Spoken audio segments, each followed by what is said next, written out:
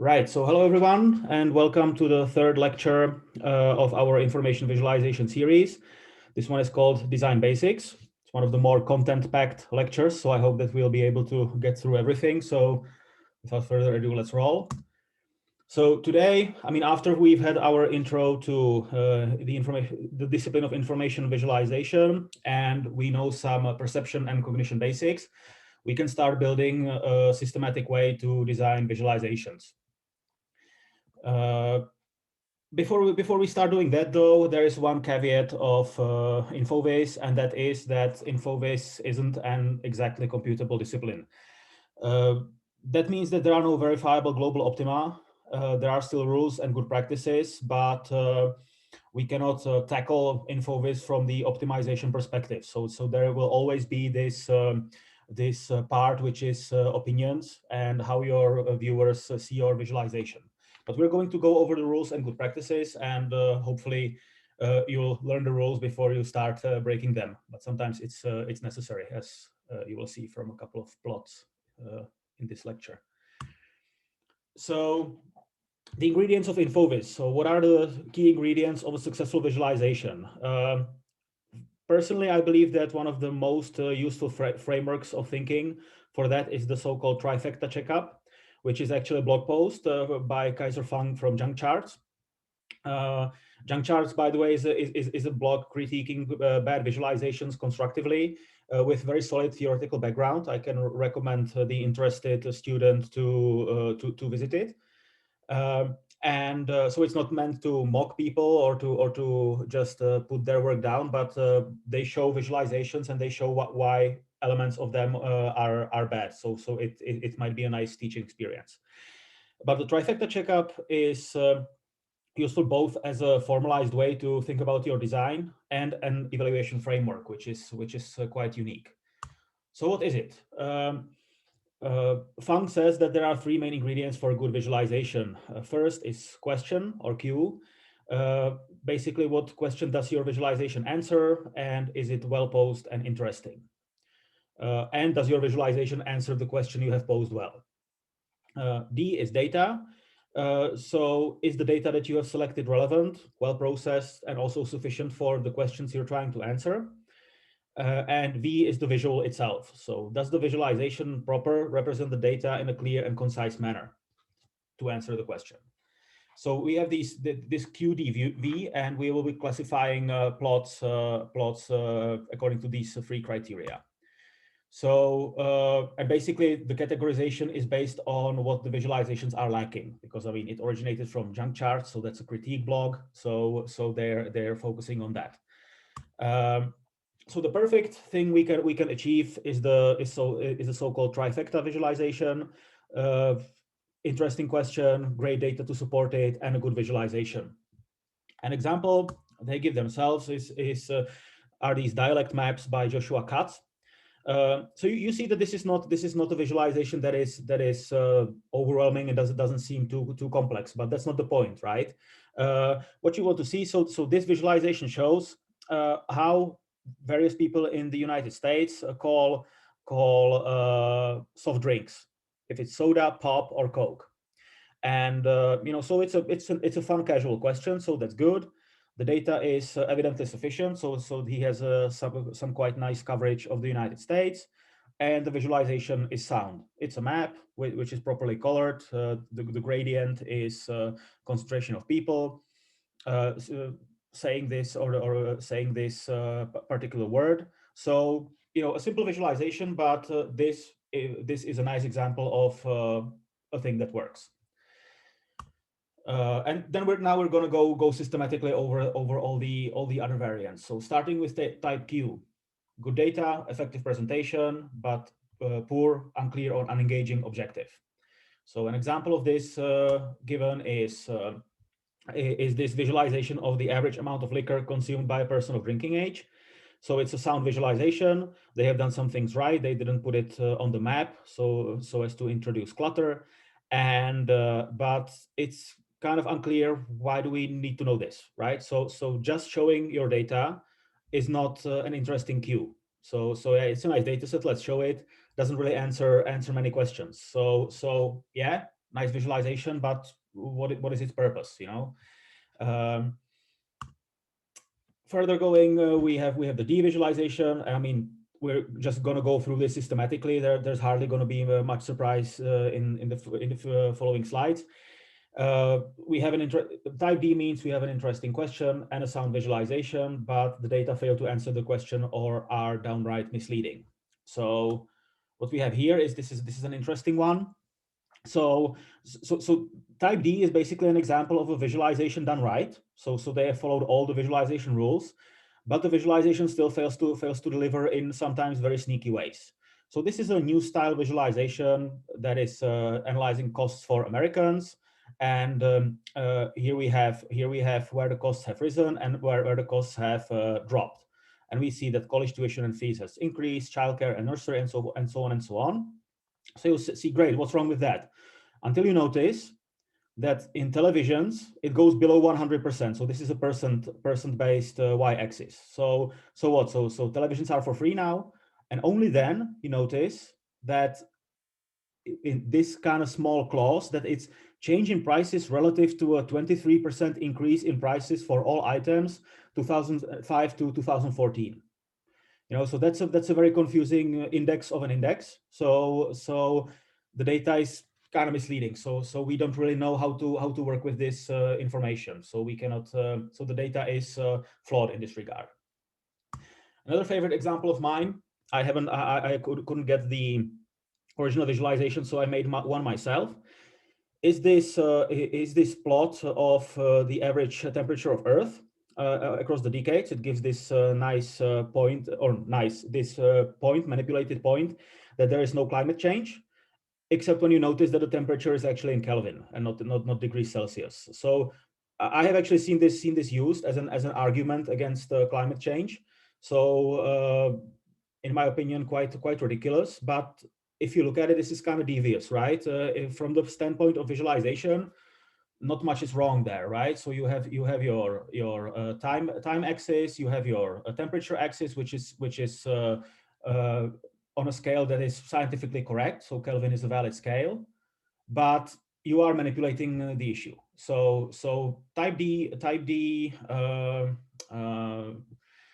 visualizations can be sometimes quite a bit vicious. Finally, we have type V from the let's say single issue visualizations. So we have interesting question and good data to support the question, but the visual design fails to deliver or even confuses the message.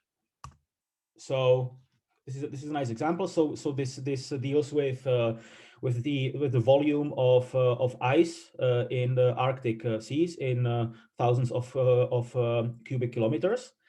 And we have this nice time series plot, except it's spiral for some reason, so that prevents any analytics we might want to do on the data. I think it's because somebody thought it would be cool to call it Arctic death spiral, so that it is a spiral for some reason. And even though they have a very interesting and important question and good data, the visualization is not really that useful in this regard. So we might want to avoid showing off basically in our visualizations. And then now we have the compound visualizations and compounded problem visualizations rather. QD means nice visualization but poor data quality and unclear objective. An example is this. So this was in one of the newspapers in the US. I forgot which one, but one of the major ones, something like New York Times or something of a similar caliber. So they have plotted the United States here. This is the happiness scale, some kind of happiness index that has been collected from respondents, and this is tax progression. So from least progressive taxes to most progressive taxes.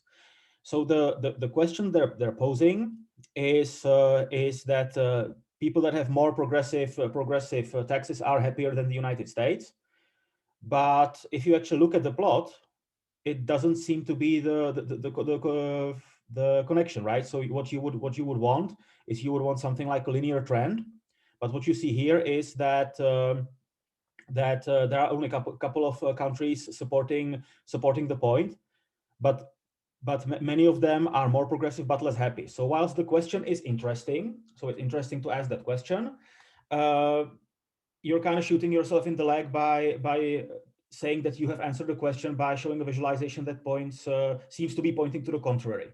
And why is it a D problem? Well, because the data is insufficient to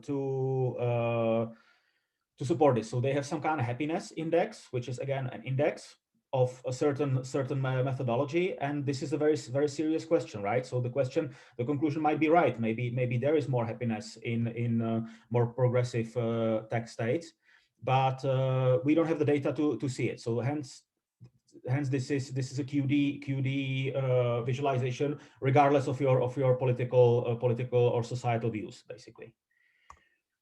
Then we have QV. So you have nailed your data, but you have a very unclear question, and your visualization does not show the key data features and or patterns.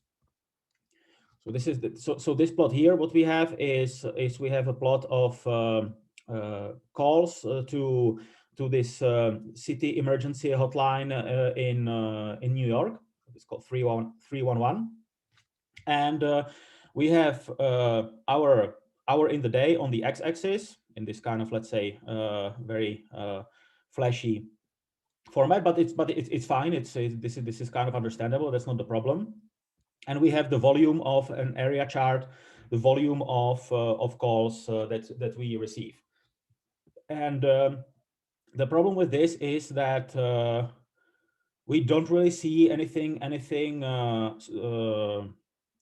like convincing conclusions to the question. So the question might be interesting, but yeah, the overall trend we see is that indeed between in the early hours of the day there seem to be less calls or fewer calls, but you know, it's very confusing to look at, and we don't really gain conclusive insights into the question, and it's due to the visualization, because the data seems to be sound here. So that is a problem.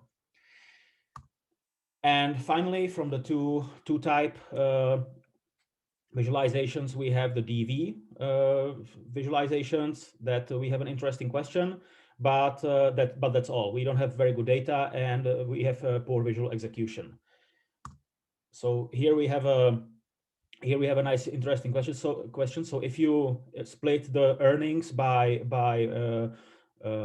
musical interprets between the 1%, the top 1%, the world superstars, and the let's say the long tail artists, so like the 99% of all the other artists, how much is the split? So I would say that the main conclusion is actually interesting here, that you see that the top 1% earns 77% of the revenues, and the remainder earns something like 23% of the revenues. And yeah, so that's not bad. But why is it bad? So it's a stacked bar chart. We're gonna see the problem with it in a minute, and there doesn't seem to be that many interesting data attributes, right? So so the data errs on the very simple side. So hence why this is a DV. So the visualization is and the data is maybe also lacking for this type of problem. But the question is very well posed overall. And I mean, the final one, you guessed it, is a QDV visualization. That one is bad through and through. But you would actually be surprised they're not that rare. They still happen, and even in a professional setting. And an example given in the article on junk charts is this visualization from City Bike. So that is the average number of weekday active city bike riders during a 2-day sample last autumn. Okay, so City Bike is quite a big company. They rent communal bikes in New York City, so they have a lot of data. So why is a 2-day sample last autumn meaningful? I mean, that's the D right there. Regarding the question, it's, yeah. So we also don't see many interesting conclusions. So yeah, the peak hours seem to be roughly 9 p.m. 9 a.m. and 6-ish p.m., which is hardly surprising. That's the rush hour, right? It doesn't really show us much. It's or something unexpected, some new insights, some useful understanding of the data, basically. And the visualization would be, you might think, okay, it's nice, maybe a bit gimmicky, but what's wrong with a line plot here? Well, the problem is that the scale doesn't match, right? What you see here is that if you would actually map it uh, to the y-axis, then it's off. So the peaks are a bit exaggerated, the lows are exaggerated in the other direction, and the differences don't really make too much sense. So that is so the visualization is a bit mangled to show the peaks um, more prominent than they might be. And if you're interested in the kind of proper mapping to the y coordinates, then please see that this article. And overall, this is the article where this entire trifecta checkup comes from. So if you want this in an accessible, nice blog post format, I strongly recommend you read this article.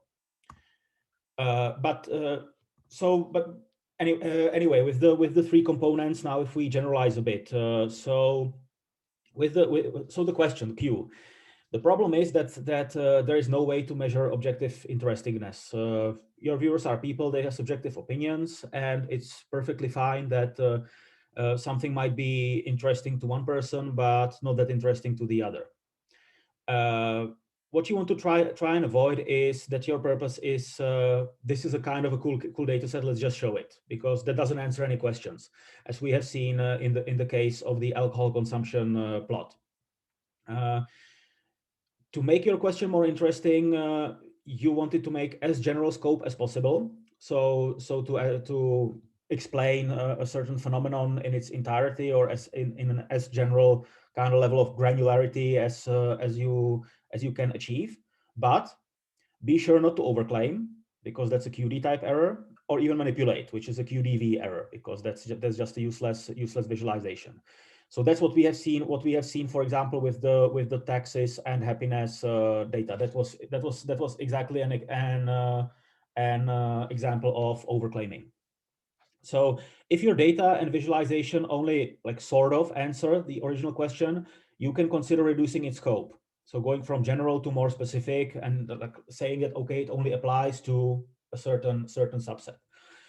Obviously, you run the risk of the reduced scope being less interesting, but it's miles better than overclaiming and manipulating. So rather than trying to hide the imperfections, just be truthful to your readers. They will generally appreciate it. And it's always nice if you're in the development stage and you're deciding what to do. Talk to other people uninvolved with your project. Do they find this interesting? And better yet, if you have some mock-ups or some proposals how to solve this, then show them. You know, that's the best, because having a third opinion on your question is often very important. And I can recommend doing this also with your projects for the practical part of the course.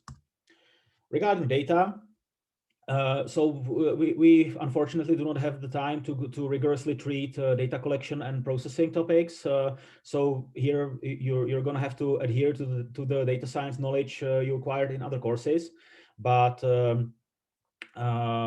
you know, that's the name of the game. Sadly, yeah, we cannot. So I'm in going over the future techniques. I'm always going to try and highlight things from a statistical perspective, but we're not going to go very deep here.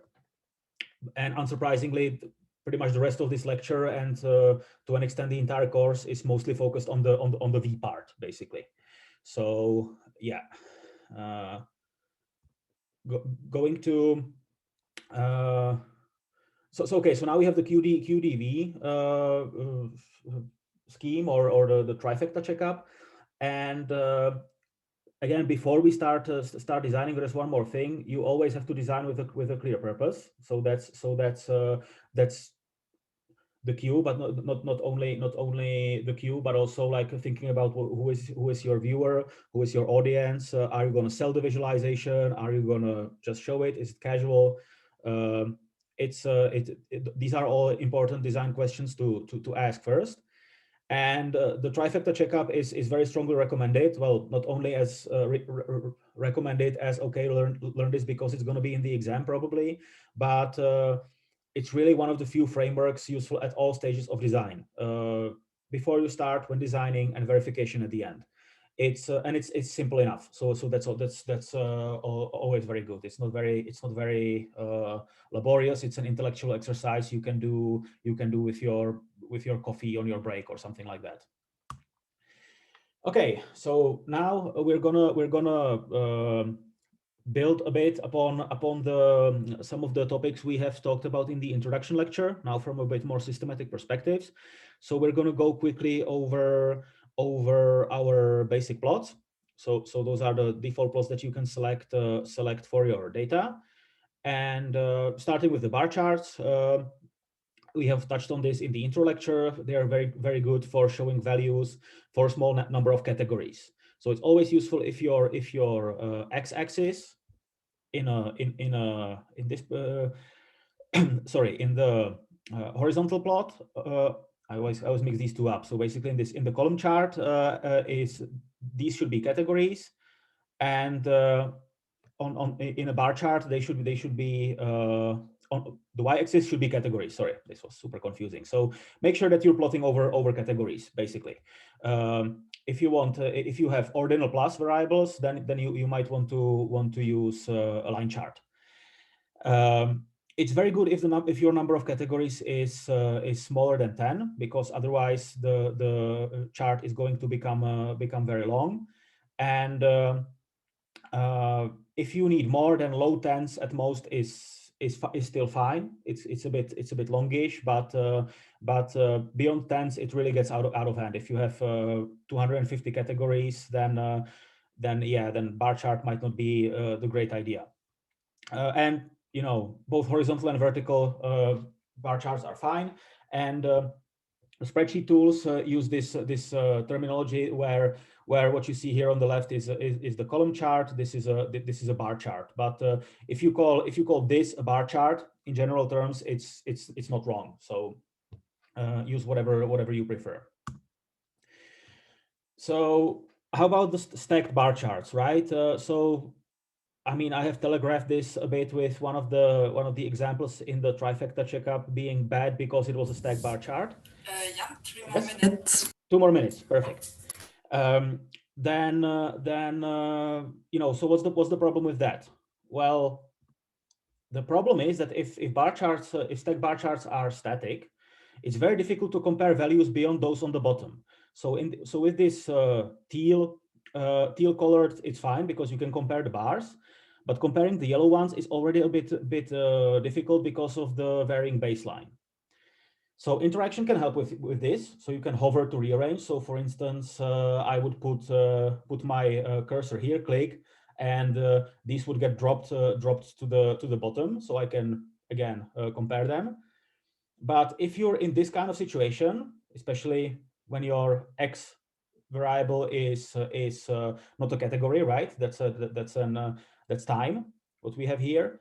Then why not use a line plot with multiple lines instead, right? And finally, but there's a saving grace to static stack bar charts.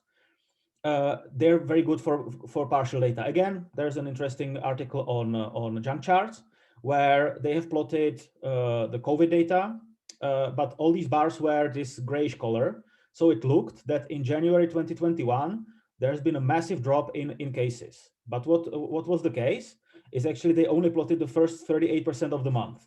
So in that case, if your small bars are parts of the whole, and if you recolor them to this yellow color, then you get a meaningful comparison, meaningful visualization. So yeah, with that we can take a break. Are there any questions, comments? think for now there were no questions, but I also want to say just everyone feel free to ask if you have so. Oh, absolutely. Yeah, it's this. I forgot to mention that in the beginning. That's very true. Feel free to interact, of course. And okay, now we're gonna take a 5-minute break. So we're gonna reconvene at 9:30 then. Okay, I'll see you in 5 minutes.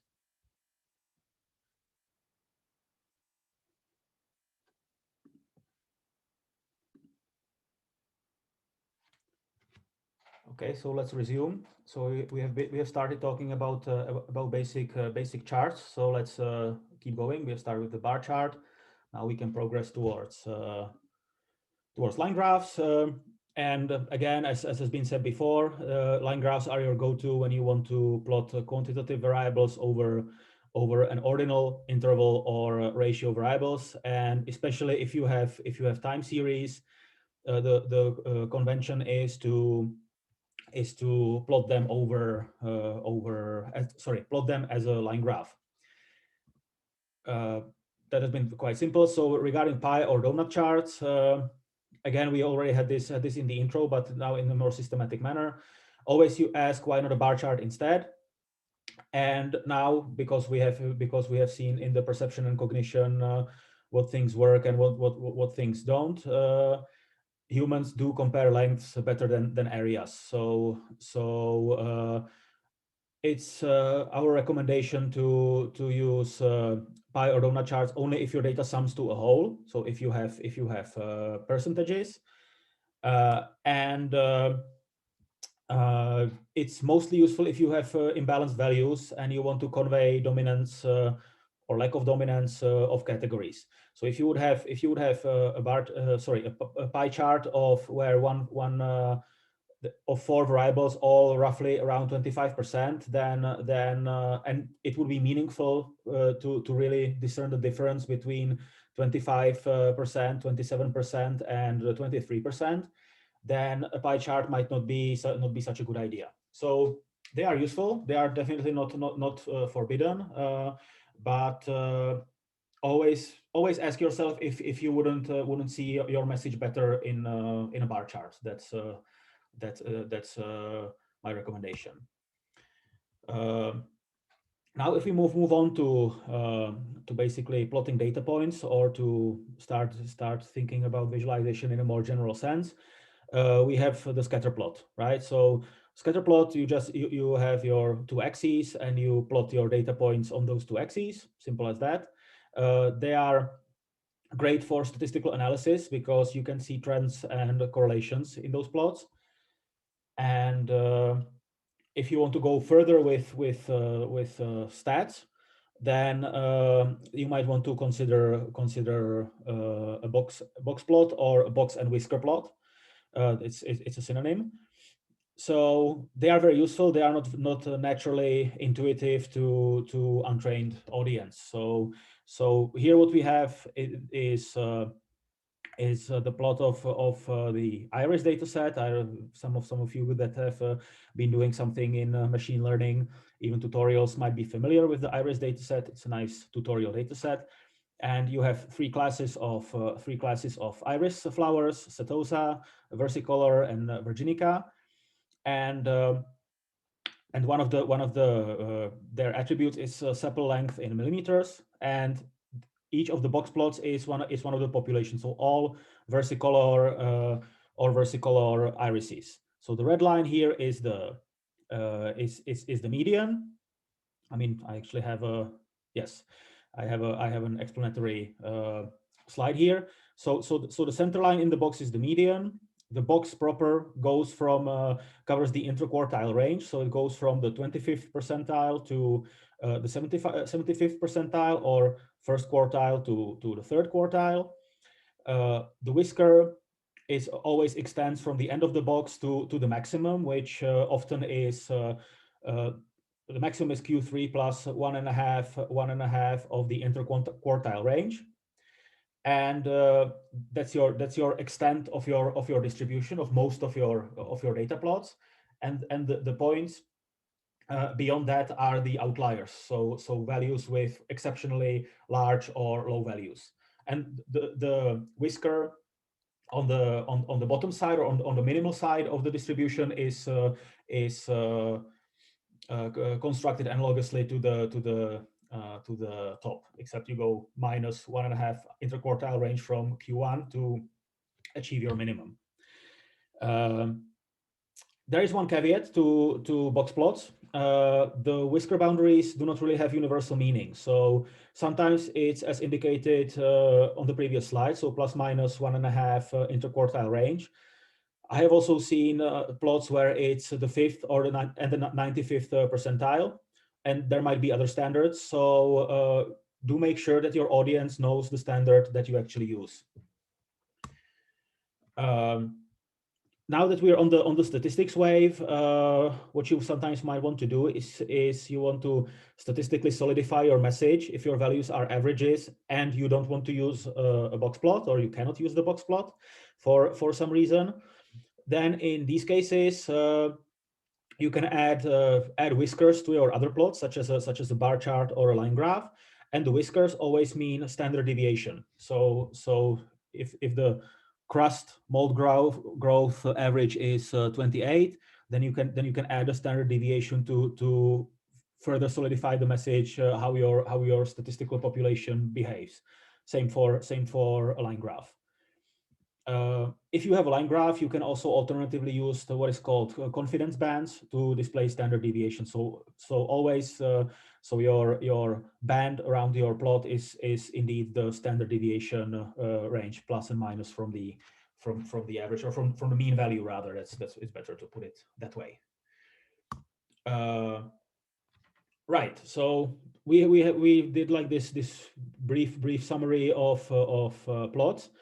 But of course, information visualization is hardly just selecting the right plot. That would be too simple. And we want to learn how to design our own visualizations from scratch. So let's do that now. So at first, you think about your canvas, that's your screen basically, and about the element of position.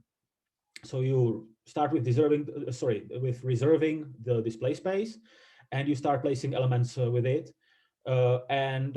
What is important to note here is that of course you are placing elements relative to the boundaries that you select because of the Gestalt law of closure that we have talked about last lecture.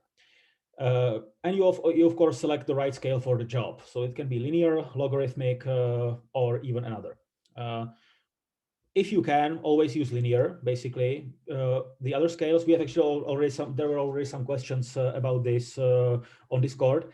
So other scales, including logarithmic, are of course very useful, but they are trained intuition. So a person will never immediately think, okay, right, this is logarithmic scale. You always have to search it up, and a trained person has to switch to the logarithmic state of mind, if you will. So if you are using nonlinear scales, then sure, that's if that fits your purpose better, but do make sure to draw attention to the fact, maybe with some of these guidelines to 1, 10, 100 and 1,000 on your plot, or something to that effect. So your viewer must know that they are not in linear space. Also, you should start considering pixels as resources, and actually premium resources at that, because for data sets beyond simple ones, they're very, very scarce, those pixels.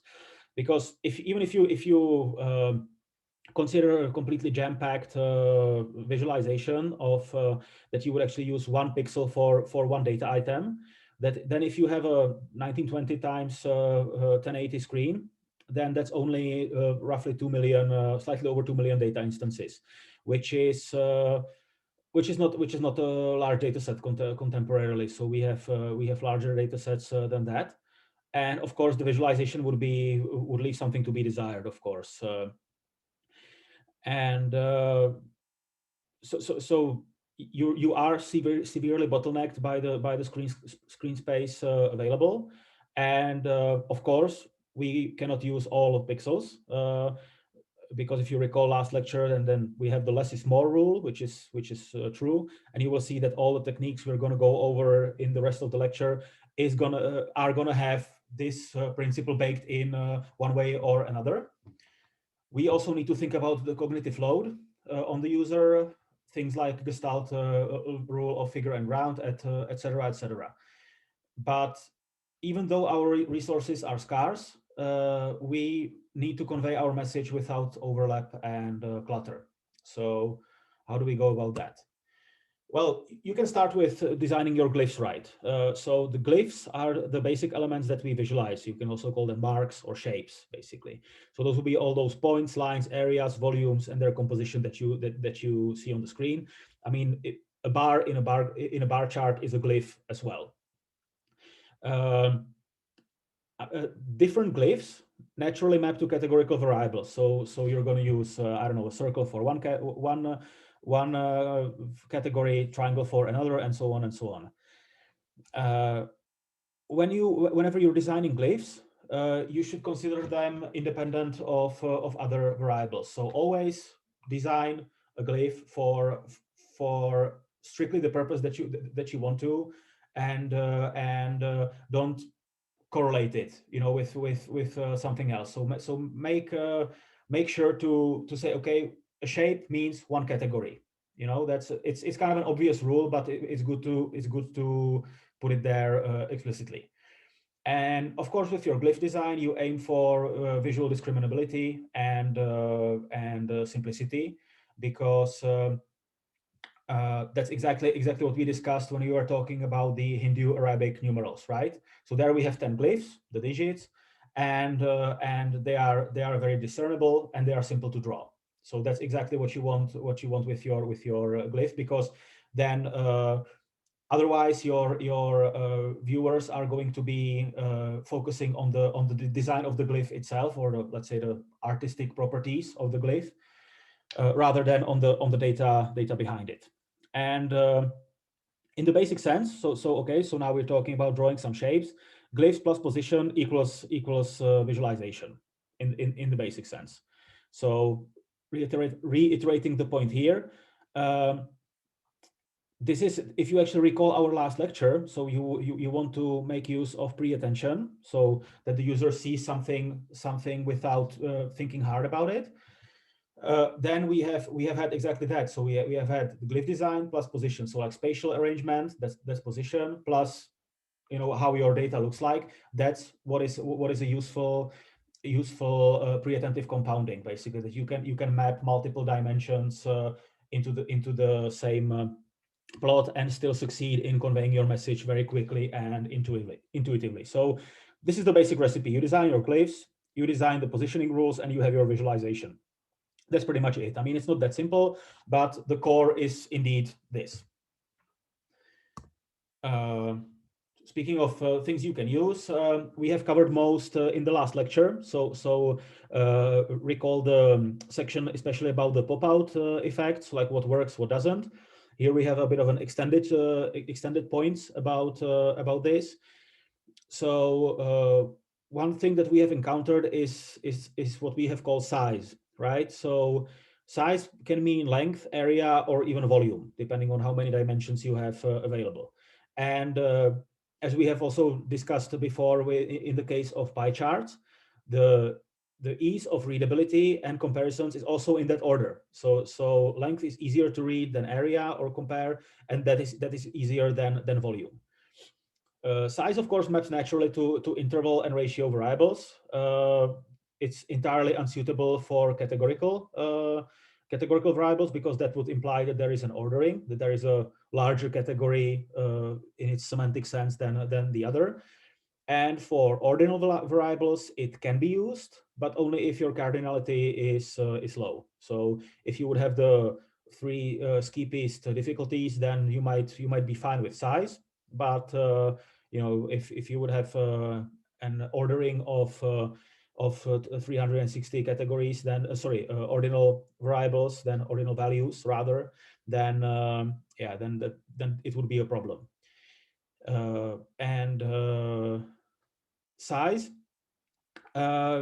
is a term, as you see, which is very ambiguous in 2D or 3D. So if you just have your line, then the size is the length. You cannot go in another dimension.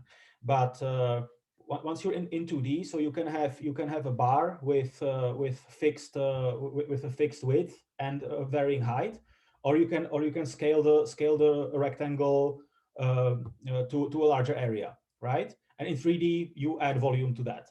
So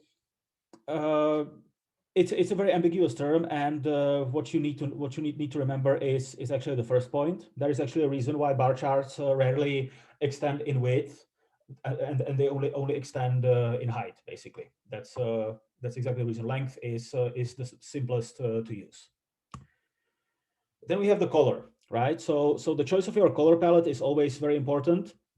The basic colors are the colors of the rainbow, and shades of gray, and black and white.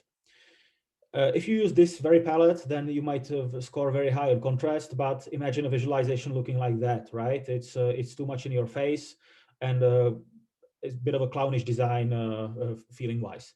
So what you want to do is you want to design your color palette aiming for 6 to 12 colors. Again, we cannot really go over the color wheel, over the color theory in depth, but the two key principles is that you want to take away from this is that the colors that are opposite on this color wheel are the most contrasting. So if you're using blue and you want to really highlight contrast, then you want to go to orange, and so forth. Like from red, you go to cyan. Those two would be in big contrast to each other.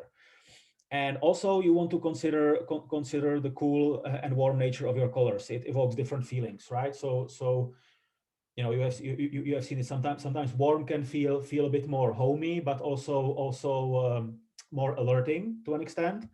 Whereas cool is, well, cool, calming effect. But so utilize this feel in your color palettes as well. What you also want to avoid, you really don't want to overdo it with vivid colors. So those are the fully saturated colors. Vivid colors are best only as highlight colors, basically. If you're going to be using mostly muted tones or the desaturated tones, low saturation values, those look generally better on screen, and they look more like analytic professional. Again, it's a very unexact term, but I hope that you understand what I mean by that. It's generally calmer, not as bombastic, and you can look at such a visualization for longer. So which is what you sometimes want to achieve, especially with visual analytics systems. And yeah, so muted colors are especially important for background. So you can see those two variants, and I mean, undoubtedly, the one on the left is way more pleasant for your eyes than the right one.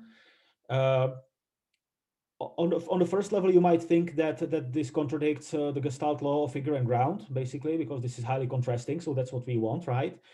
It's actually not the case, because we still have our hue contrast, and in addition, we also vary the saturation and luminance. So we're actually increasing the overall contrast by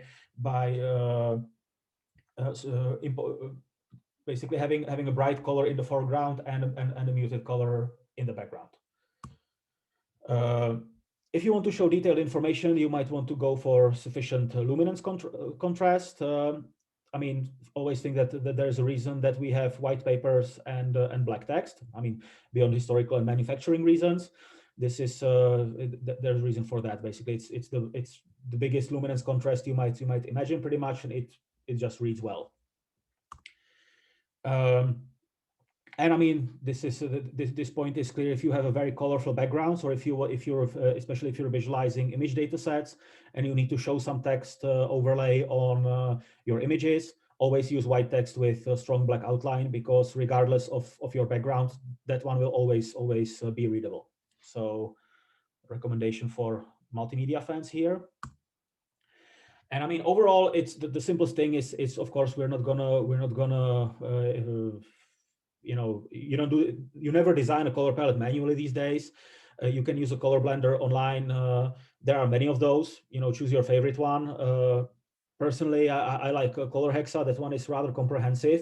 It goes a bit into the color theory, but I mean, it works for me. So if you would ask me what I use as a color blender, I use color hexa, but feel free to choose your own. That's not like an official recommendation for the course or anything. There are way simpler ones, and for maps, if you're going to be doing maps or choroplaths, then you might want a color brewer. That one will create a nice cartographic palette for you. Or you can also select from any of the color palettes available online. So you can just Google color palette, and I mean, you know,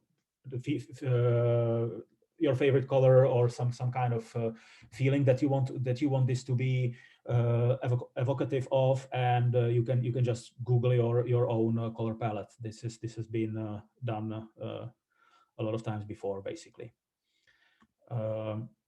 What is also important that with color palette design, you really need to be aware of cultural connotations associated with implicit color meanings. The example that I give here is red versus green, but I mean, different cultures might have different connotations, so be aware of your audience. That's like always. But going over the red versus green example, red is pretty much around the world if interpreted as warning, danger, or something that's bad or insufficient, whereas green is sufficient, good, calm, basically. And if you look at the smileys below, this doesn't really look right, or something's off about them, right? And if we actually position these two colors next to each other, then the viewer will make the connection immediately. So, yes. We have two questions. Absolutely. Like one is from Daniel ten Wolde, and he's asking, is avoiding vivid colors only useful on a screen, or is it also if the person has to look at the graph on a paper? Yes, that's a very good point. So I would say depends on your purpose, right? So on the screen, I would avoid them generally. So like muted or pastel colors work better. It's calmer for the eyes, especially if you look at the screen from on an analytics system. But I mean, what we have seen before, especially in the Trifecta Checkup, some of these visualizations are supposed to draw attention. So like in a newspaper, you might want to draw attention to your data quickly. So there, vivid colors might be better. So yes, the slide indeed was speaking more from a let's say analytics screen perspective, but on paper, vivid colors are way better for your eyes. So I'm actually going to take a note to clarify this on the slides after the lecture. Thanks for the question. I hope this is satisfactory. Yeah, the student said it's clear, thanks. And then we have another question from Marta Turek. She asks, how big a consideration should a colorblind palette be in visualization design? Very high. I have a slide on this in like 3 slides from now, basically. So okay. we're gonna discuss this, but it's a very important concern. Yes. Okay, and then I guess something maybe we can come back to later if we have some more information resources online that go more in depth about the use of color in visualizations. Okay, I'm gonna take a note of that. So use of color.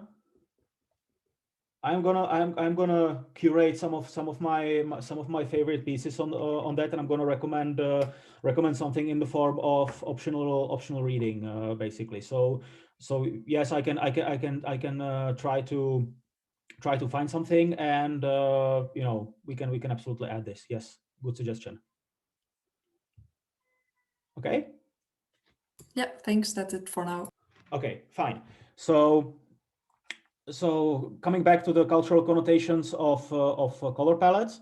So here we see on this slide the smileys are already fixed in the what we perceive correct color coding, and if you position these two next to each other, then the viewer will make the connection immediately. So that is indeed the term pre-attentive. And with this one, you know, something's wrong, and it's odd. People don't really appreciate this subconsciously, or most of them. By the way, also only 2 more minutes. 2 more minutes. Yes. So I'm going to finish on these points, and yes, thank you. And finishing on this red and green, especially if you position these two, and I mean the emphasis is on these two. So if they are on a larger palette, then it's not a problem. But if you just have red and green, then you have to be careful, especially with sensitive data such as demographics. So you really want to avoid, let's say, doing some let's say national or ethnic group of people as red and the other as green, because that might have very negative connotations. Yes.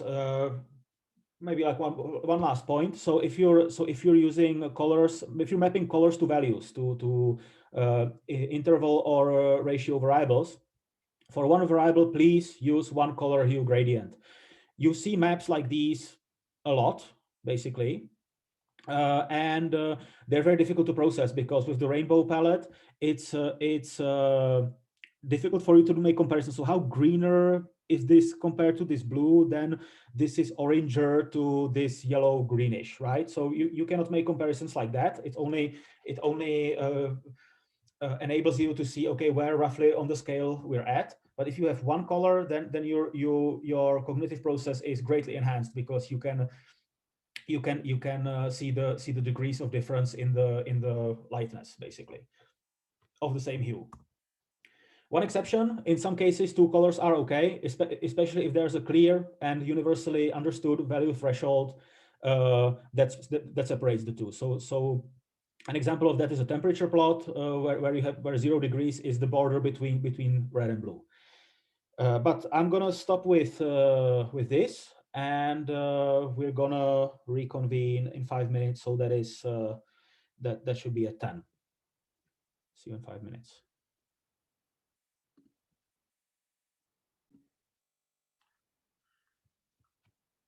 Okay, so let's continue with the lecture. So we're talking about the color theory. We're gonna wrap it up in a couple of slides. So this is the slide that was that relates to the student question. Of course, so we need to be mindful of colorblind people in our audience. So on this illustration, we see on the left how a person not impaired with color blindness sees some fruit, and on the right we have a person that cannot see the shades of red properly. So you can see that it's a massive difference, and the minimal solution to this problem is that we vary the luminance between our colors, because colorblind people are a bit more sensitive to basically brightness differences, and but that's again a minimal solution. So introduce luminance differences in your color palette. But better yet, there are many accessibility tools online that can help you create your palette, or they will show you how your proposed palette looks to a colorblind person. That's a pretty standard feature of many of the color mixers. And additionally, you might need to use text labels or even texture to further assist people that are colorblind and that would have limited ways to take away from your visualization. So now let's move on to multi-view visualizations, because it's clear that beyond business graphics, which is data sets of tens of items, we really quickly start running out of space. So we discussed that pixels are a very premium resource, and plotting a lot of data on the screen just doesn't really cut it. So the idea behind multi-view visualizations is that we show multiple views, or the views mean basically sub windows into your data within our main canvas, basically. So, and in this multi-view section draws heavily from the paper by Baldonado. So that's if you were interested, you might want to read that paper. So an example of multi-view visualization is topic panorama. So here we have our main view where we can see relationships between words on different services. And in the side panel, we can see further details about the data, and we can compare and contrast individual data pieces. Another example is what we have seen before as an example of visual analytics dashboard. So we have a map, a couple of graphs. So these are all examples of multi-view visualizations.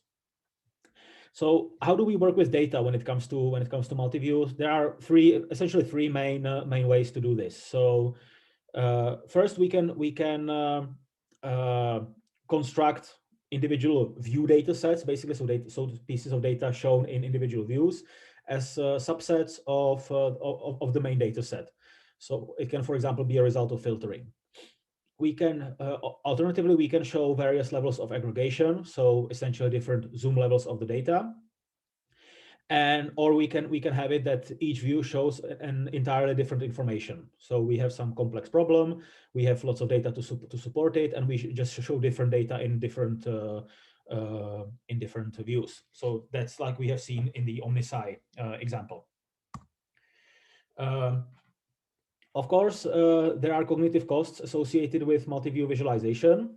So one is the time and effort to learn using the system.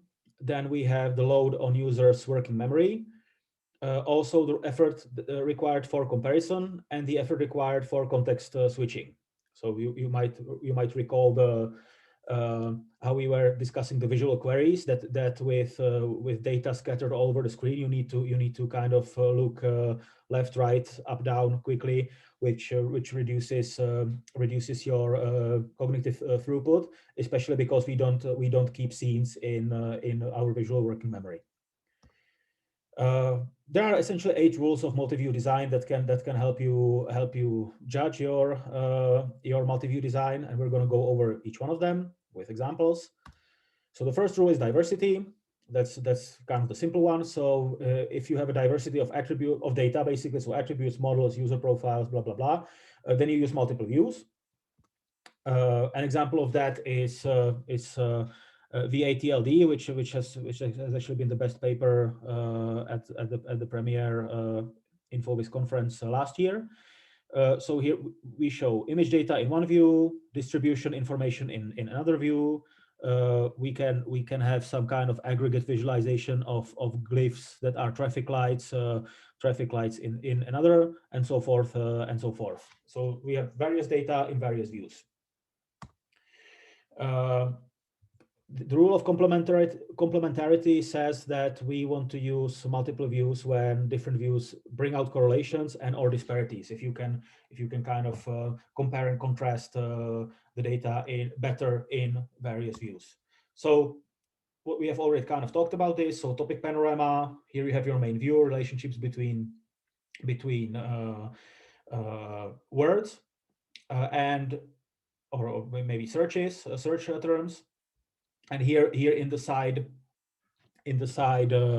panels, you see relevant information to the views, which can then drive you to reconfigure the main view, and you can kind of continue your analytics of the search terms in this manner, jumping between the views. The third rule is decomposition. It's intuitively the divide and conquer rule. Basically, you want to partition complex data into multiple views to create manageable chunks, right? So that will help you to provide insight into the interaction among the different dimensions of data, if you can see them side by side, and especially if your views are interactive. So a nice example of this is actually one of the successful student projects from the last years. We had this was about the business climate of Amsterdam. So in which district of Amsterdam is it the best to start your company, or to basically headquarter your company?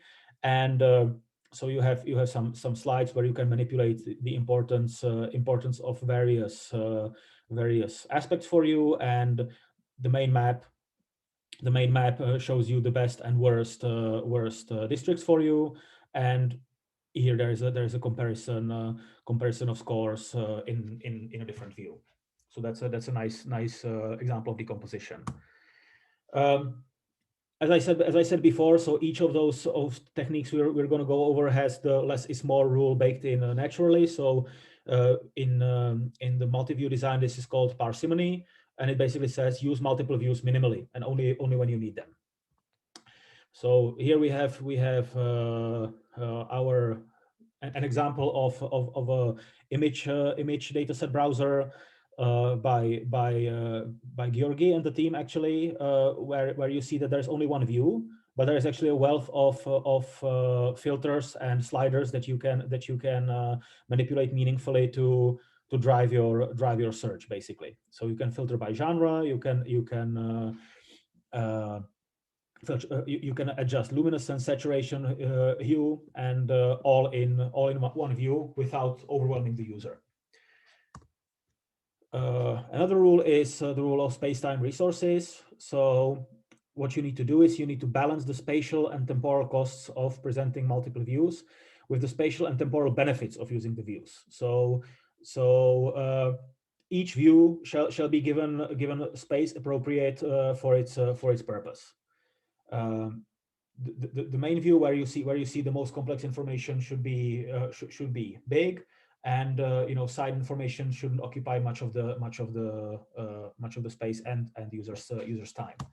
So again, an example we have seen before, they do this right. So what you really want to focus is the map. It occupies the central spot, and you can nicely judge where is best.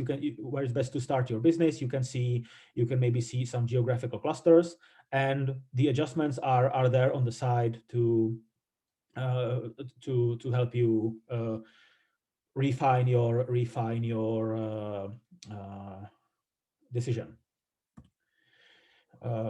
The other rule is self-evidence. So basically, what this says is that I mean, the formal definition is use perceptual cues to make relationships among multiple views more apparent to the user. So basically, if you look at the visualization, you should be able to see what's going on without having to listen to 20 minutes of somebody teaching you how to use it. So it should be intuitive, it should be usable, it should be natural what the visualization is doing. So here we have a nice scatter plot matrix. So we kind of plot. So we have multivariate data here. We show and we always plot 2 coordinates at a time. So we're going to go over scatter plot matrices in detail in the multivariate data lecture. But here you can see that you can highlight certain group of data, and the same group of data will be colored the same color on all the other matrices, basically. So you can explore the data, and it's evident that this means this, basically. The other rule is consistency, which means basically that we should make the interfaces for multiple views consistent. Don't go wild design choices for different views, and also make the states of multiple views consistent. So that basically means that that increases the level of familiarity. So if the user will learn to work with 1 or 2 views in your application, then they will be able to quickly harness that knowledge to learn the other views quicker. If you make startling design decisions for different views, then you kind of lose this kind of effect. So this is what can be considered a boring Excel analytic dashboard, but I mean, it's very simple for a reason, and there's a reason why we have included it here, because so we have financial KPIs, sales KPIs, and so forth, but it's all very consistent. Nothing is really standing out. If you at the first moment, you don't have wild this having green background, this having blue background, and over flashiness. So whilst here we could even argue that maybe they could have drawn attention to like where should you start, maybe, so not saying that this is like the perfect visualization, but the consistency is nice. So like once you kind of know how to read this, then you know how to read this, and this, because the attribute columns stay the same, and it's you do have this kind of snowball effect of learning views, which is what you want to achieve. And finally, I believe there's maybe there's one more. There's attention management. So which is what I've been talking about before, that the previous visualization is lacking a bit, that you want to use perceptual techniques to focus the user's attention on the right view at the right time. So again, OmniSci. So here you see that naturally we are drawn first the figures here. So to the numbers. So you can say, okay, confirmed deaths, daily case growth, mortality, and then you say, okay, so these are the things that we want to check for, and then you have all these views that support this.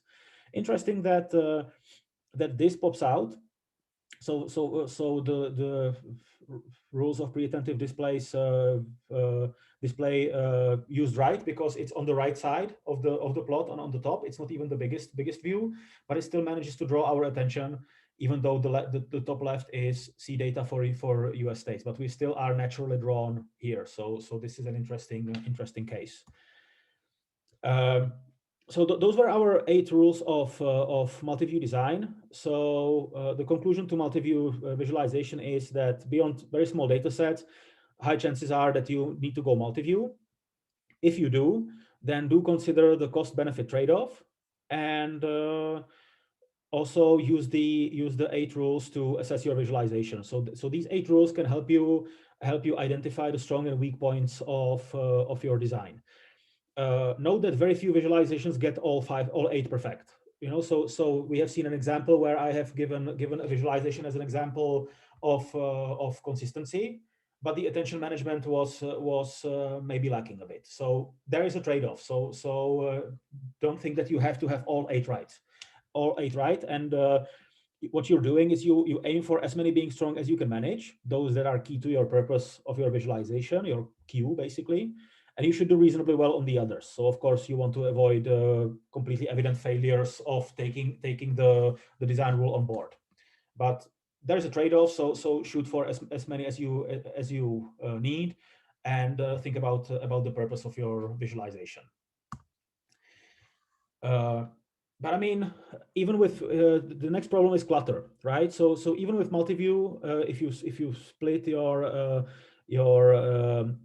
main screen into nicely designed views, you will still face the problem of clutter. And again, the paper supporting this section of the lecture is Alice paper from 2007.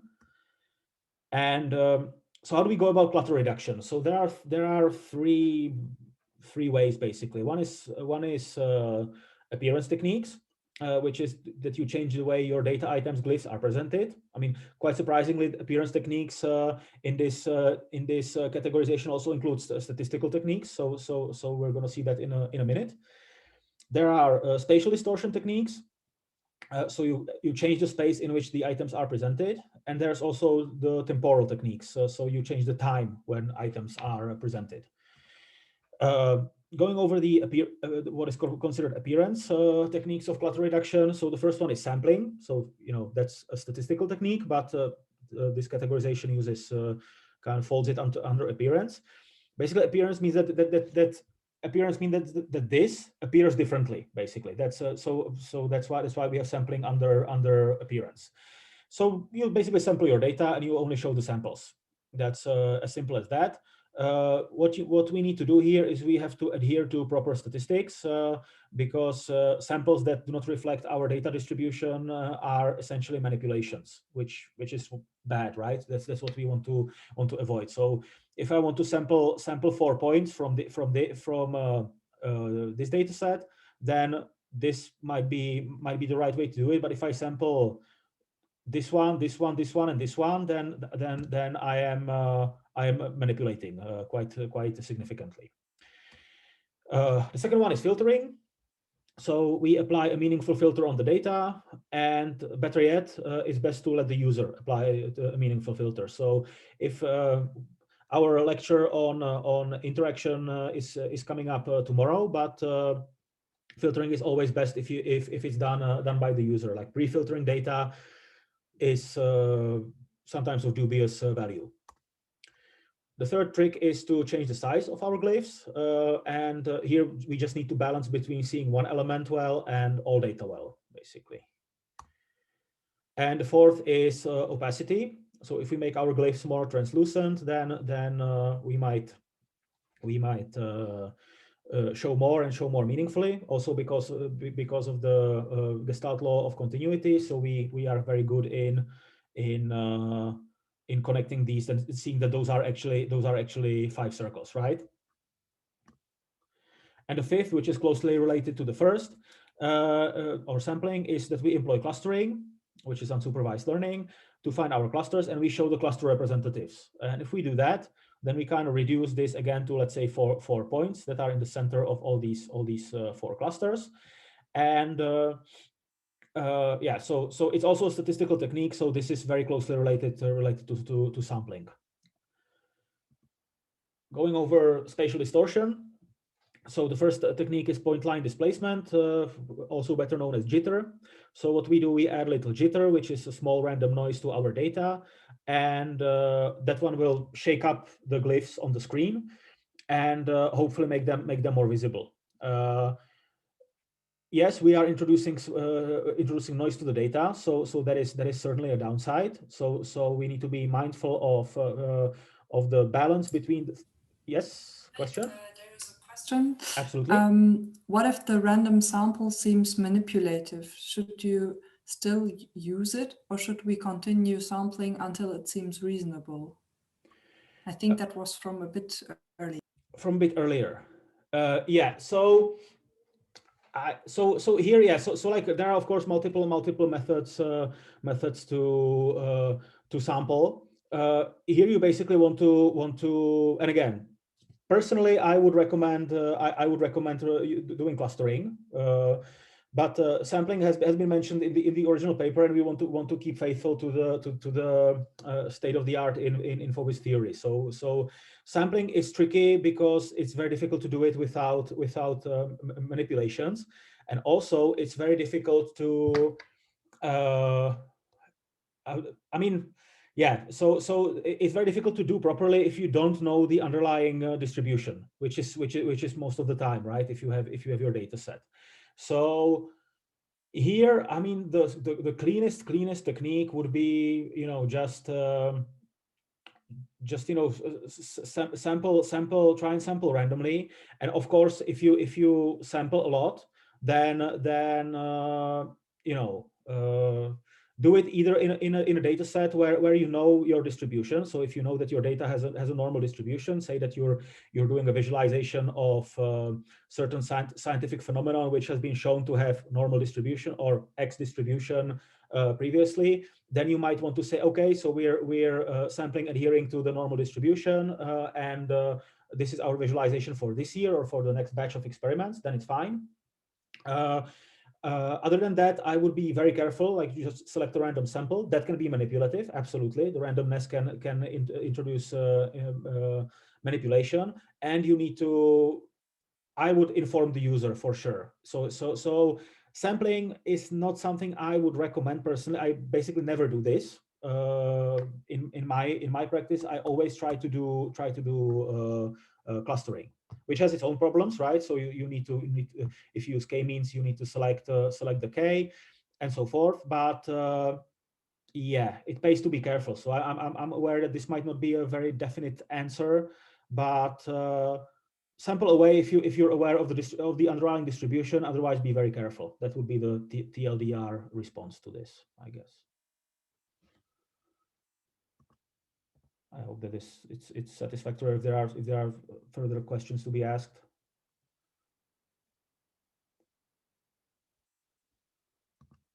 Perhaps not. So okay. So if there are, feel free to ask away as always. Yeah. So we had the jitter. So yeah, here we balanced between faithfulness to the data and visibility. The second thing what we can do is we can introduce topological distortion, which means that we basically fisheye over a portion of our visualization, which will magnify the screen space and kind of declutter the data. And of course, we need to select the parameters properly for our visualization and based on our data. So there is not like a universal guideline to do this. It's better with an example, maybe. So if we have a data set of people like this, then this is a nice example of fisheye being used. So if the fisheye is under our cursor, and if I would be able to do this, then you can see that this helps declutter considerably. Another technique which falling under the umbrella of spatial distortion is space filling. So those are the tree map style visualizations. So basically it's density in structured manner. So better to do this with an example. So your entire screen is basically the top of your tree. So a tree map, right? So you have you partition your data. 3 more minutes. 3 more minutes. Okay. We you partition your data into kind of like a tree structure, and this is the top of your tree is your entire screen, and then basically these biggest rectangles are are the nodes right below the top of your tree, and then you subdivide all of these rectangles into small rectangles based on how many nodes there are in the subtrees, and your final rectangles are your leaf nodes basically.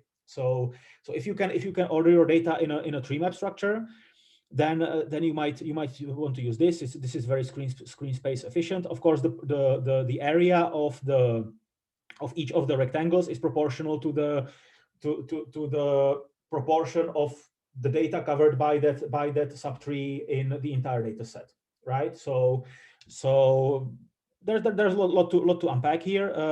By the way, this is one example of visualizations where shading is done right. It really increases helping readability, because if you would have so here we see that we just have one color, we just have the gray.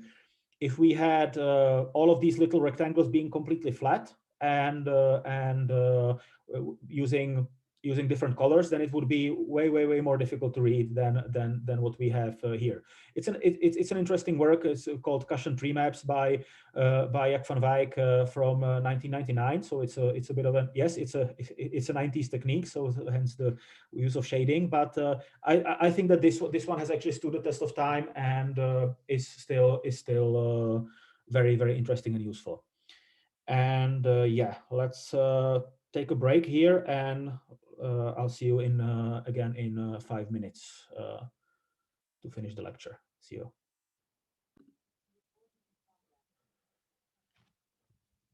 Okay, so let's wrap up the lecture. Hey, Jan, Yeah. there were just two questions from before. Yes. Like, could you elaborate on what parsimony means? And then another one, but maybe first we answer this. Yes. So let me just go back to the slide. So parsimony is a fancy word for don't use multiple views if you don't need them, basically. So if you're asking specifically about the etymology of the word, I'm not sure why Baldonado and collective decided to name it parsimony, not simplicity. But so it was a new word to me as well. I'm not really sure what it means. But the rule is that you is the less is more rule, basically. So if you don't need to use multi-view, if you can make it in one view or in a limited number of views meaningfully without overwhelming the user, then you might want to do it, because the more views you have within your multi-view visualization, the more the cognitive load. Basically, think about the visual queries. The more you have to jump around the screen with your eyes, and you have to kind of keep context. It's more taxing for you. So that's the cost benefit trade-off. So if you reduce the costs, then you implicitly increase the benefit. Yeah, and then we had another question from Roland. And could you explain point line displacement by the example given?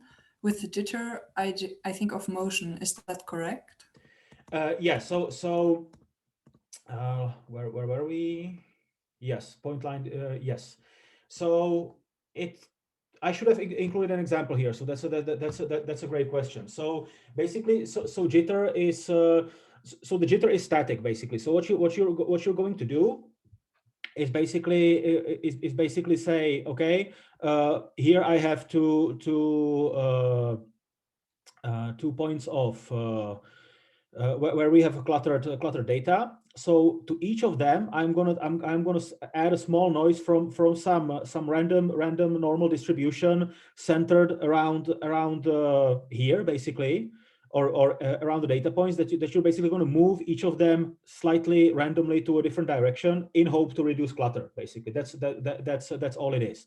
But I mean, the right answer is that I'm gonna include visualizations with this. So add examples of jitter. I'm gonna take a note, and this is gonna appear in the slides after the lecture. So after in a reasonable time after the lecture.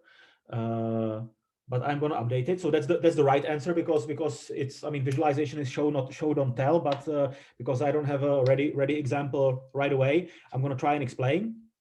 So what happens here is that basically by adding random noise to this point, it has been shifted slightly upwards. By adding random noise to this point, it has done this. This one is kind of same-ish, because the noise can also be, it's random noise, so it can be near to zero. And this one has moved downwards. This one has moved this way. I mean, obviously, when I was drawing the figure, the noise was not really random, right? So what I have done is to kind of demonstrate the effect. But you're basically trying to perturb the data a bit by adding this random noise, and then you visualize it statically. So then the visualization is static. So it's exactly like this. So it's not that you have your data points jittering around on the screen, but you kind of space it out a bit, so that you remove the clutter. So this is a bit of a dirty trick, but it is considered acceptable visualization practice, as long as you balance between the faithfulness to the data and visibility. So if you're showing the overall distribution, then you cannot say, look, it's 7.2 now, you know, on the x-axis, you know, because that's you have added random noise, so you know it's not. But for overviewing the distribution, this is considered an okay practice, but it's not a saving grace on its own. So I don't know if that answers your question, or if you have further points to be clarified.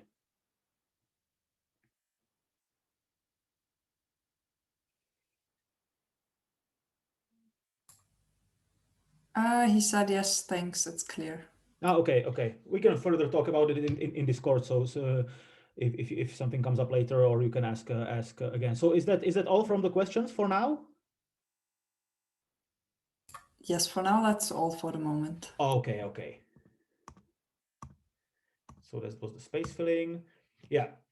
Another example, but this is one of the extreme ones, is that you do pixel plotting. So you actually do this 1 pixel equals 1 data item, I mean, which is space filling at its extreme. So that is a very niche technique. So that one is for a certain type of data. And personally, I'm not a fan. I have seen a couple of visualizations like that. It's so you kind of encode each of your data item as 1 pixel of a certain, I don't know, brightness or shade of color. But I've seen this visualization for some traffic data in Delft, I believe. It was nice, but a bit, in my opinion, a bit gimmicky. So I wouldn't recommend pixel plotting as a technique unless you really know what you're doing. So it's very niche. But for the sake of completeness, it has to be included here, because there have been some visualizations that do pixel plotting. So it's very fair to include them here. But it only works for very carefully pre-processed data, which brings about other challenges, such as you cannot over-engineer it, because then you're going to be manipulative. But it's very niche. So if you really know what you're doing, you can do pixel plotting. So within one of your views, you will really like cram all the pixels with information. So obviously, pixel plotting doesn't mean that you fill the screen from top to bottom with data pixels, but you know, within a view. So yeah, but it is a technique. So let's be fair, it is a technique. Another one, which is again very niche, is dimensional reordering. So if you have plots such as parallel coordinate plot, which we're going to discuss more in the multivariate data lecture, then you can see that here we have this nice 3 bands of classes. So this is again the iris data set, but here this, you can see that this is nicer than this, of course, you know. So if you have artifacts like this, if you can afford it, you can rearrange the dimensions so as to see clear patterns. If the order of the dimensions does not matter, or in other words, if those dimensions are categorical, then you can reorder them, and then you can see your patterns better. But again, this is a very niche technique for only a select number of plots. But again, for the sake of completeness, it is a spatial distortion technique as classified by Ellis. And the final category is temporal, which is animation. We have talked about pros and cons of animation sufficiently in the previous lecture. Motion is a strong pop-up, but with very clear downsides. So the recommendation here is that you should use this wisely and animate only the variables that make sense. And the rule of thumb here is that you can either animate time, so each frame is a different point in time, or really know what you're doing, basically. If it really makes sense to you for your plot. And the good test about whether you really know what you are doing is the third person test, basically, that you show the plot to a third person, and if they immediately say, hey, this is cool, I see what's going on, then you're good. But if they say, wait a minute, why is this moving, like what does this do, then better not to animate, basically. And this is actually, I have borrowed this from one of the students who has submitted this into Discord. So you can, here there is this animated plot of let me see if I can, yeah, minimize myself. I cannot actually. Okay, so this yes. So does this load? Yes. So you can see that we animate time here, and we see our demographic data moving. It's a very nice adaptation of the of a classic plot. I think this is you're not sharing your screen anymore? I'm not sharing my screen anymore. Oh, okay, yeah, that would be handy too. Yeah, sorry about that.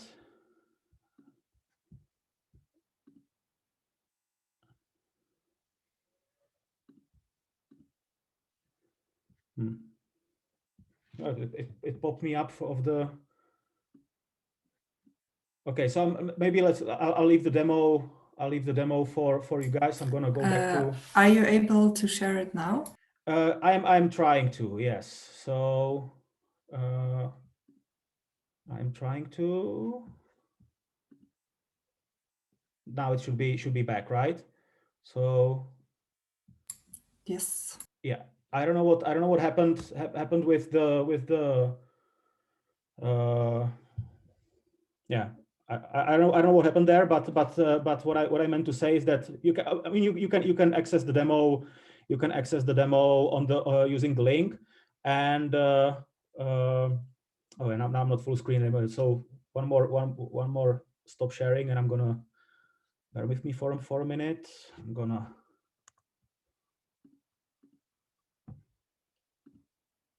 return back to yes.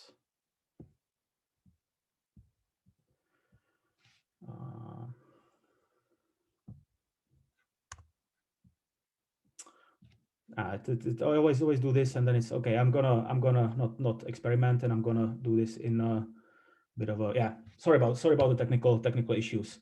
It always goes into this weird rabbit hole of where I cannot use these interactions properly. My apologies, but this is a Gapminder version of this classic bubble chart of demographic data, and it's very nice. Thing you can play with yourself at the link below, and the plot itself is based on a very classic TED talk by the late Hans Rosling, a prominent Swedish statistician. You have a link there as well. So if you have a bit of time, then I can definitely recommend watching it. He develops this bubble chart in great detail, and I believe it's also a bit of fun. So you can definitely watch it if you're interested. So going with the clutter reduction, what you want to achieve with clutter reduction techniques is that you want to avoid overlap. So of course you want to show individual elements as isolated as possible. You want to be as faithful to original positions or relative positioning as you can. So you keep spatial information. So you show the data where they should be shown. That you can actually localize individual elements within the context of whole visualization. That your basically clutter doesn't result in just big mass of data which you cannot isolate from one another. You want scalability, so you want your method to work for a large data set, and you want it to be adjustable, so that the user can actually steer the clutter reduction technique. So maybe a slider, they can select whether they want opacity or whether they want jitter, and so forth. Also, you want visual discrimination of single elements in the visualization, and you also want to show density of data. So you want to make user aware of the amount of clutter present. So okay, this is an area where lots of those data points congregate. Here, this has been taken from the paper. So here, this is a bit of a design recommendation. You can use this table as a reference to see how do individual techniques score on the desired characteristics. So you can use this as a design guideline for your practical course. And the design takeaways is that clutter reduction is an array of techniques. There is no one size fits all technique. And I mean, it's still an open scientific challenge. The good news is that with compounding, if you compound more of those techniques, it's way more flexible than in the case of perception primitives. So if you recall, there we really had the problem that okay, we had lots of these interesting pop-outs, but when you started adding more of them together, then we were not doing that great. It's not that every combination of clutter reduction techniques works, but it is more flexible. So you can compound more on top of each other, and you should be fine. And what is really important is that you know your data and your message. So the D and Q in the trifecta checkup, so that we don't overclaim, manipulate, and also so that we can sample. So this is related to one of the questions about sampling. You have to know your data well to select your clutter reduction technique that works for you. The final topic of this lecture is aggregation. Again, helps to tackle the screen real estate issues, or that we don't have enough pixels to cram all the data on the screen. The idea is that, or the visualization aggregation means that we represent a group of data elements by a glyph that shows aggregate information about the group. And the relevant paper here is Elmquist from 2010. So, I mean, generally, if we have the hierarchical approach, then we can organize our data in a tree. This is the top level. This is the most detailed level. So least detail, the most overview, most detail, least overview. This is basically the individual items, and you're kind of drilling down and up this tree to translate between the aggregation and the individual items. And regarding statistical aggregation, so for numeric data, the good news is that there are many techniques that you can use. Statistical, so count or sum, average, mode, extents, median, percentiles, or distribution. Your glyphs can reflect those. So for example, if you have a glyph like that, then you map averages to a shade, or average to a height. Here you have a minimax curve, min-max range. So this is the minimum, this is the maximum. This is the min-max tribox. So this is actually the range. This is the equivalent of this. And here we have the visualized like the area towards minimum and area from maximum to to the top, 2 key box where you have the minimum, median, and maximum. So this is like a bit of a distorted mini box plot of sorts, a smooth histogram or a bin histogram. So this glyph represents some underlying data below this glyph, and you can add interaction to maybe drill down to this glyph and to kind of show a subset of data. When it comes to non-numeric data, then the situation becomes a bit more problematic. In the categorical sense, so we can always use histograms. So you kind of count the number of numbers per category, but this kind of histogram where you count things per category, that's pretty much a bar chart, right? In multimedia, so if you have an image data set, text data set, video data set, or a combination thereof, it's still an open scientific challenge. So summarization is a big topic. Because the best universal method that we have is clustering, which means that we show the item nearest to the cluster representative. But that has its own problems, as we're going to see on a couple of slides later. One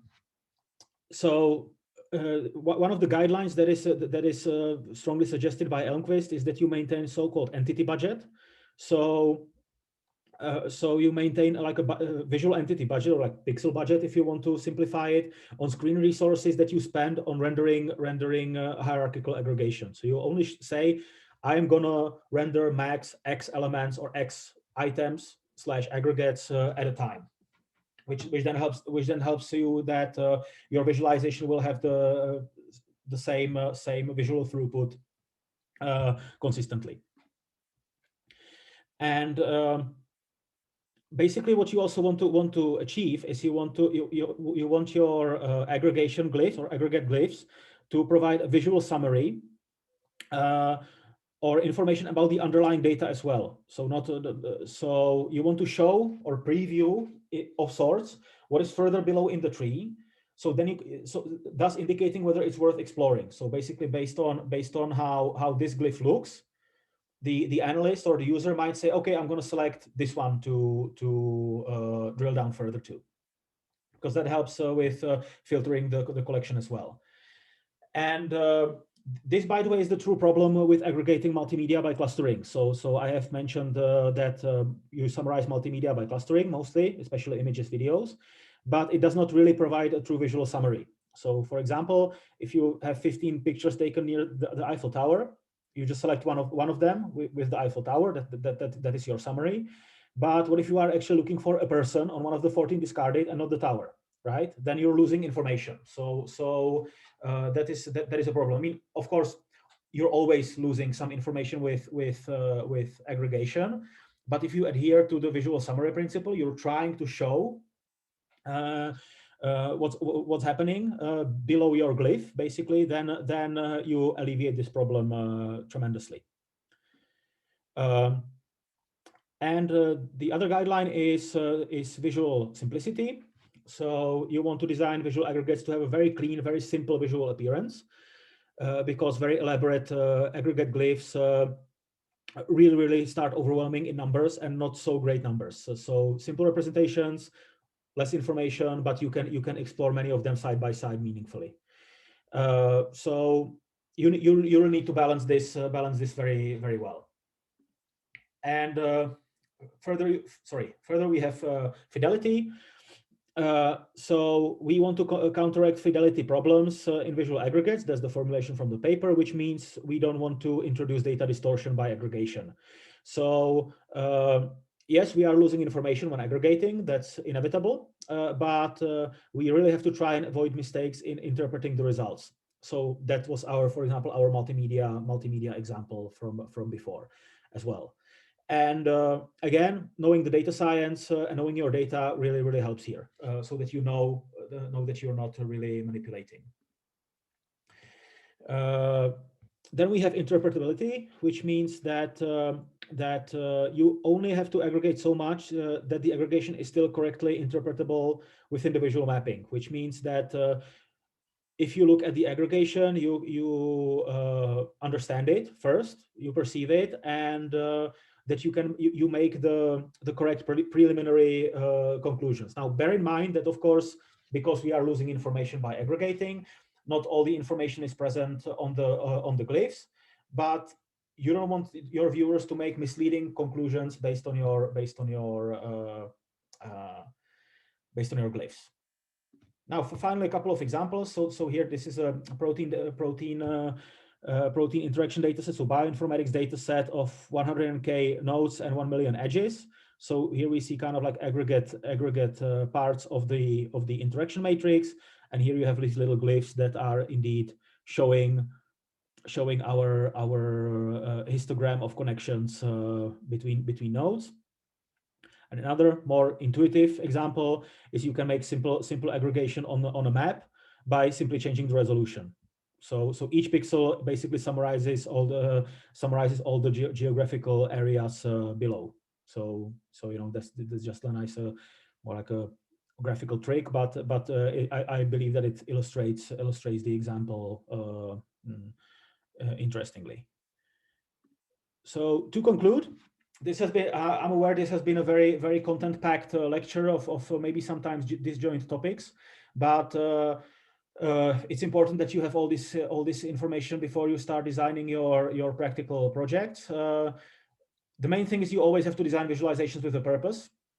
Know your key ingredients. That's your question, your data, and your visualization. And pixels are a very important resource, and you will run into screen problems probably, or into clutter, and you have an array of techniques at your disposal. So you can do multi-view design, you can do clutter reduction, and you can do aggregation. And I mean, arguably, multi-view is not merely a dimension. It's not a clutter reduction technique. Multi-view goes a bit beyond. It improves your analytic flow, but it will help you. It will help you too. So with this, we can conclude. Here are our optional reading references. I am gonna correct the remark or specify the remark on the vivid colors. I am gonna try and find some materials on the use of color that you could read if you're interested. And I'm going to try and add examples of jitter in practice so that it's a bit more illustrative. But for now, thank you for your attention. Thanks for coming to the lecture. And are there any questions?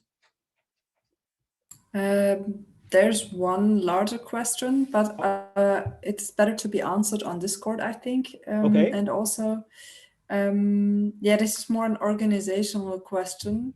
Mm-hmm. When the time slots will be announced, but perhaps that's something I can answer.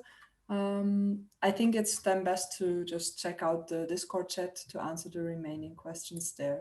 Okay. So the question about the time slots, that's more for the TAs. They are organizing the projects themselves. So I'm aware. I'm afraid I cannot really answer that question, but I'm gonna go to Discord and I'm gonna try to answer whatever I can. So if that's all, then I'm gonna see you guys tomorrow at the interaction and evaluation lecture then. Is there a tutorial after this? Sorry? Is there a tutorial planned after this lecture? No, there isn't. As I indicated in the first lecture, so the Monday practicals are an artifact of the scheduling. There is no tutorial on any of the Mondays, basically. Okay. Yeah. Okay, so we can stop here. So see you tomorrow then. Bye. Hi. I also had some questions posed in general. So if you could also look there, that would be really great. In general, yes. I'm generally looking. I mean, I haven't been on Discord during the weekend, but I'm gonna and this is kind of the first activity of the working week, so I'm gonna take a look at all the questions that have been posed there. Yeah. All right.